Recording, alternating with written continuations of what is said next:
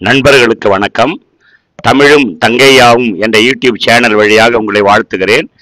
இன்றைய பதிவிலே TNPSC PGTRB Tamil எழுதுகின்ற மாணவ நண்பர்களுக்கு பயன்படுகின்ற வகையில் ஒரு பதிவை உங்கள் முன் வைக்கிறேன். நம்முடைய பாடப்பகுதியிலே சிலபஸில் அலகு 4 பக்தி இலக்கியம் 12 திருமுறைகள் என்று கொடுக்கப்பட்டிருக்கிறது.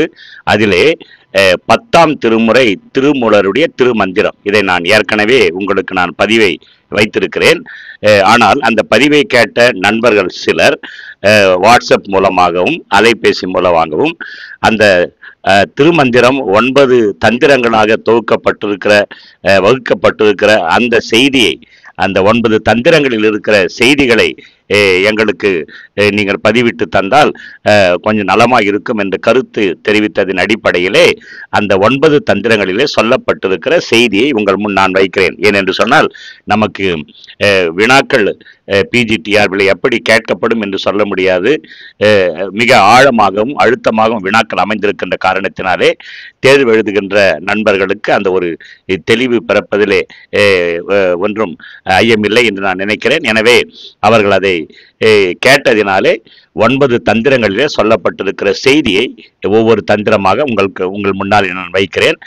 ஒரு 11 வினாக்களாக அதை நான் தொகுத்திருக்கிறேன். ஒரு அறிமுகத்திற்காக இந்த திருமந்திரம் எவ்வாறு அமைக்கப்பட்டுள்ளது என்ற செய்தி சென்ற பதிவிலே நான் உங்கள் முன் வைத்திருக்கிறேன். ஒரு தொடர்ச்சிக்காக இதை சொல்லிவிட்டு நான் ஒவ்வொரு தந்திரத்தில் இருக்கிற செய்திகளை உங்கள் முன் வைக்கிறேன். திருமந்திரம் எவ்வாறு அமைக்கப்பட்டுள்ளது? இந்த திருமந்திர நூலின் பாயிர பகுதி தொடங்கி முதல் 9 தந்திரங்கள் உள்ளன. இவற்றில் உள்ள பாடல் தொகைகள் வருமாறு பாயிர பகுதி ஏறக்குறைய முன்னுரை மாதிரி, அதற்கப்புறம் 1, 2, 3 என்று சொல்லி 9 தந்திரங்கள் வரிசையாக வருகிறது. அந்த பாயிரத்திலே 112 பாடல்கள் அமைந்திருக்கிறது. பாயிரத்திலே 112 பாடல்கள். முதல் தந்திரத்திலே 224 பாடல்கள் அமைந்திருக்கிறது. அப்புறம் 2ஆம் தந்திரத்திலே 212 பாடல்கள் அமைந்திருக்கிறது.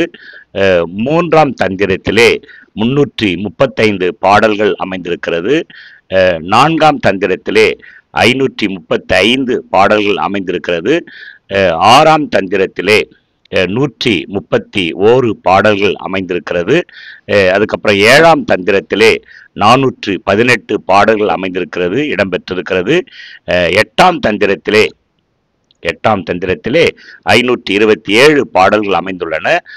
9ஆம் தந்திரத்திலே நமக்கு 399 பாடல்கள் அமைந்திருக்கிறது. ஆக மொத்தம் நமக்கு 3047 பாடல்கள். இதை கூட நான் சொல்லியிருக்கிறேன் சில பதிவுகளிலே. அந்த திருமூலருடைய திருமந்திரத்திலே 3000 பாடல்கள் என்று சில இலக்கிய வரலாற்றில் பதிவு செய்யப்பட்டிருக்கிறது. நான் உங்களுக்கு கொடுத்திருக்கிற அந்த எண்ணிக்கை திருவாவடுதுறை ஆதீனம் வெளியிட்டிருக்கிற. ஏனென்று சொன்னால் திருவாவடுதுறை அந்த ஆதீனத்திலே அந்த மடத்திலே தான் அவர் தங்கியிருந்தார். அங்குதான் அவர் சமாதியானார். அங்குதான் அவர் தங்கி பல்வேறு கருத்துக்கள் நிலவுகின்ற காரணத்தினாலே அந்த ஆதீனம் வெளியிட்டிருக்கிற நூலை மையமாக கொண்டு அதனுடைய கருத்து சற்று தெளிவாக இருக்கும், அழுத்தமாக இருக்கும் என்று சொல்லி அதை ஒட்டியே நான் செய்திகளை உங்கள் முன் வைத்துக் கொண்டிருக்கிறேன். இப்ப பாருங்க, பாயிர பகுதியில் உள்ள செய்திகளின் சுருக்கம் என்ன, அந்த பாயிரத்துல என்ன செய்திகளை திருமூலர் சொல்லியிருக்கிறார் பாருங்க.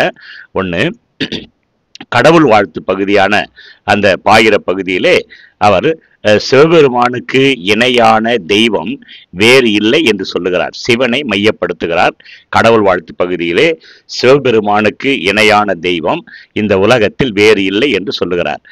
சிவபெருமானுடைய பெருமைகள் பலவற்றை அடுக்கிக் கொண்டே செல்லுகிறார் அந்த பாயிரத்திலே. அதன் பிறகு வேதங்களுடைய சிறப்பு, ஆகமங்களின் சிறப்பு, குரு பாரம்பரியம் ஆகியவற்றை கூறி தன்னுடைய வரலாற்றையும் திருமூலர் அந்த இடத்திலே லேசாக பதிவு செய்திருக்கிறார் என்பதை நம்மால் அறிய முடிகிறது. அடுத்து முதல் தந்திரம். இந்த முதல் தந்திரத்திலே கூறப்பட்டிருக்கிற செய்திகள் பாருங்க, கொஞ்சம்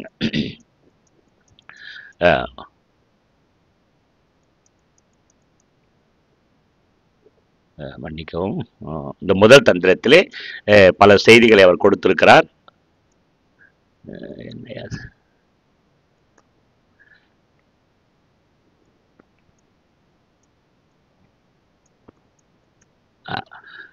மன்னிக்கவும், முதல் தந்திரத்திலே கொடுக்கப்பட்டிருக்கிற செய்திகள். இதிலே 30 பாடல்கள் அடங்கிய உபதேச பகுதி என்ற ஒன்று அமைந்திருக்கிறது. 30 பாடல் அதிலே இருக்கிறது. அது உபதேச பகுதி என்று சொல்லப்படுகிறது. பதி பஸ் பதி பசு பாசம் என்னும் முப்பொருள் உண்மையை இந்த பகுதியிலே திருமூலர் தெளிவாக குறிப்பிடுகிறார். அதன் பிறகு யாக்கை நிலையாமை, செல்வம் நிலையாமை, இளமை நிலையாமை, உயிர் நிலையாமை பற்றி இவர் தெளிவாக இந்த முதல் தந்திரத்திலே கூறுகிறார். யாக்கை நிலையாமை, செல்வம் நிலையாமை, உயிர் நிலையாமை, இளமை நிலையாமை பற்றிய செய்திகளை அவர் இங்கு அழகாக விளக்குகிறார்.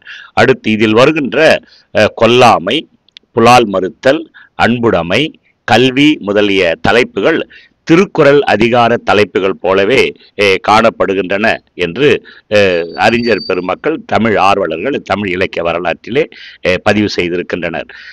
அடுத்து இரண்டாம் தந்திரத்திலே சொல்லப்பட்டிருக்கிற செய்திகள், இரண்டாம் தந்திரத்திலே சொல்லப்பட்டிருக்கிற செய்திகள் நம்ம பார்க்கலாம். புராண வரலாறுகளையும் அவற்றின் தத்துவங்களையும் இந்த தந்திரம் கூறுகிறது. முழுக்க முழுக்க புராண செய்திகளையும் அந்த புராண கதைகளுடைய தத்துவங்களையும் இது நமக்கு முன்வைக்கிறது. குறிப்பாக சொல்ல வேண்டும் என்று சொன்னால், பார்வதி கல்யாணம், அகத்தியர் பொதிகை சென்றது, சிவபெருமான் அட்ட வீராட்ட தலங்கள், பிரம்மன் தலையை கிள்ளியது, சலந்தரன் தலையை அறுத்தது, திரிபுரம் எரித்தது, தாருகாவனத்து இருடிகளின் கர்வத்தை அழித்தது, அதன் பிறகு அந்த யமனை உதைத்தது, யமனை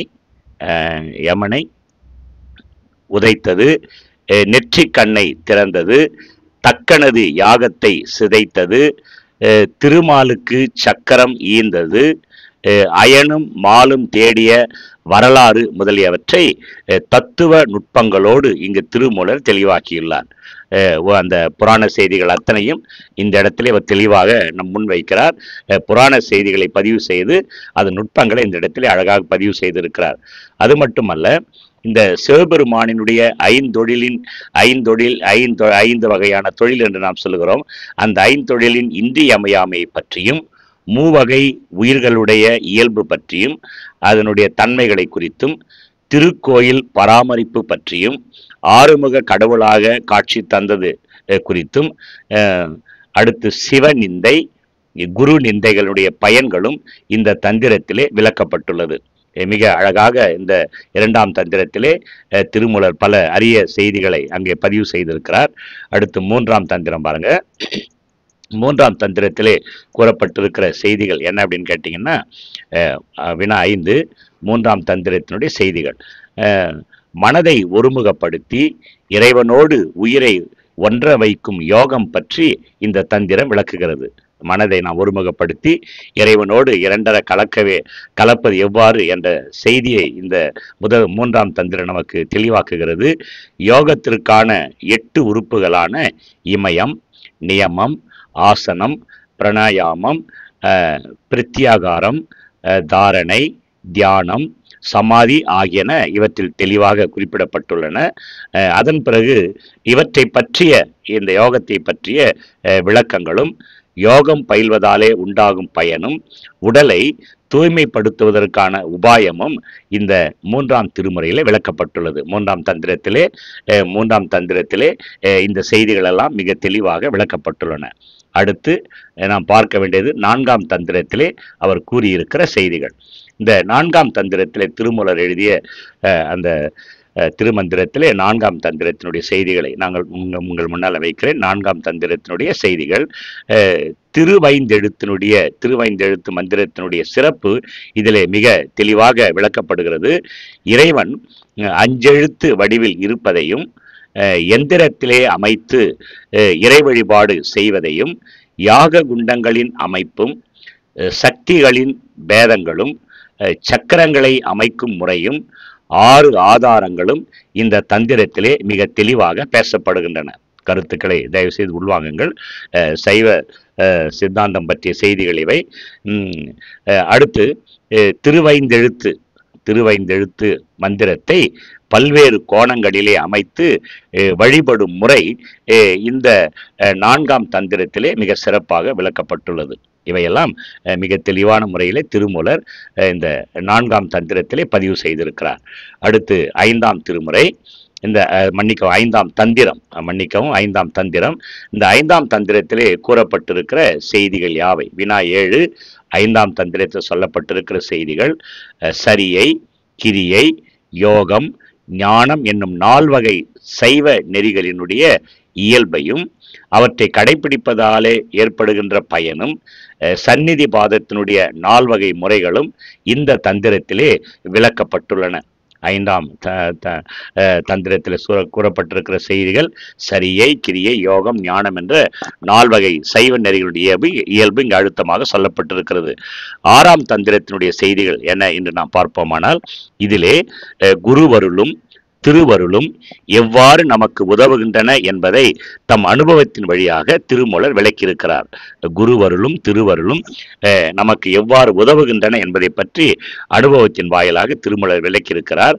அது மட்டுமல்ல, தவம், சிவவேடம், திருநீரி முதலியன பற்றியும் பக்குவம் எப்படி ஏற்படுகிறது என்பது பற்றிய விளக்கத்தையும் இந்த 6ஆம் தந்திரத்திலே மிக அழகாக அவர் பதிவு செய்திருக்கிறார். அடுத்து நாம் காண இருப்பது 7ஆம் தந்திரத்தினுடைய செய்திகள். இந்த 7ஆம் தந்திரத்திலே சிவலிங்கத்தை பற்றிய அழுத்தமான செய்திகளை அவர் பதிவு செய்திருக்கிறார் என்று சொன்னால் மிகையாகாது. பாருங்க, 7ஆம் தந்திரத்தினுடைய செய்திகள் என்ன அப்படின்னு சொல்லி பார்த்தோம்னா, சிவலிங்கத்தினுடைய பல்வேறு நிலைகளையும் சிவபூஜை, குரு பூசை, மகேஸ்வர பூசை முதலியவற்றுடைய முறைகளையும் அவற்றாலே அடையப்பெறுகின்ற பயன்களையும் இந்த 7ஆம் தந்திரத்திலே மிக தெளிவாக அவர் சொல்லியிருக்கிறார். அது மட்டுமல்ல, இந்த பஞ்சேந்திரியங்களை அடக்கும் முறைகளை பற்றியும் பல்வேறு உவமைகளை வைத்து இந்த தந்திரத்திலே அவர் தெளிவாக விளக்கியிருக்கிறார் என்று சொன்னால் மிகையாகாது. அடுத்து 8ஆம் தந்திரத்தினுடைய செய்திகள். 8ஆம் தந்திரத்திலே அவர் என்ன சொல்லியிருக்கிறார் அப்படின்னு சொன்னோம்னா, 5 அவத்தைகளின் நிலை வேறுபாடுகள், தத்துவமசி என்னும் மகா வாக்கியத்தின் உண்மை பொருள், அதன் பிறகு முக்திகளினுடைய வகைகள், ஞானிகளுக்குள்ள பல்வேறு உடல்கள் முதலிய செய்திகளை இந்த 8ஆம் தந்திரத்திலே திருமூலர் தெளிவாக்கியிருக்கிறார் என்று சொன்னால் மிகையாகாது. கடைசியாக 9ஆம் தந்திரத்தின் செய்தி. இந்த 9ஆம் தந்திரத்திலே அவர் சொல்லியிருப்பது என்ன அப்படின்னு கேட்டீங்கன்னா, தூல பஞ்சாகாரம், சூக்கும பஞ்சாகரம், அதிசூக்கும பஞ்சகரம் முதலிய விளக்கமும் சிவபெருமானின் பல்வேறு கூத்துகளினுடைய சிறப்பும் இதிலே விளக்கப்பட்டிருக்கின்றன என்பதை நாம் உள்வாங்க வேண்டும். எனவே இந்த 9 திருமுறையிலே சொல்லப்பட்டிருக்கிற இந்த செய்திகளை நாம் கவனமோடு உள்வாங்கி தேர்வு நேரத்திலே பயன்படுத்தி வாழ்விலே வளம் பெற உங்களை நான் வாழ்த்துகிறேன். இந்த பதிவு உங்களுக்கு பயனுள்ளதாக இருக்கும் என்று நான் கருதுகிறேன். இந்த பதிவு உங்களுக்கு பயனுள்ளதாக இருக்குமேயானால், இருந்தது என்று நீங்கள் நினைத்தால் தேர்வு எழுதுகின்ற நண்பர்களுக்கு இதை ஷேர் செய்யுங்கள். கமெண்ட் பாக்ஸிலே உங்களுடைய கருத்துக்களை பதிவு செய்யுங்கள். தேர்வு நேரம் நெருங்கி வருவதனாலே 12 திருமுறைகள் இருக்கிற 10ஆம் திருமுறை திருமூலருடைய திருமந்திரம் 9 தந்திரங்களாக வகுக்கப்பட்டு இருப்பதை நாம் அறிந்திருக்கிறோம். ஒவ்வொரு தந்திரத்திலேயும் சொல்லப்பட்டிருக்கிற செய்தியை உங்கள் முன் நான் வைத்திருக்கிறேன். பயன்படுத்தி வாழ்வில் வளம் பெற உங்களை வாழ்த்துகிறேன். மற்றொரு பாடத்தோடு மீண்டும் சந்திக்கலாம். வாழ்க வளமுடன். நன்றி, வணக்கம்.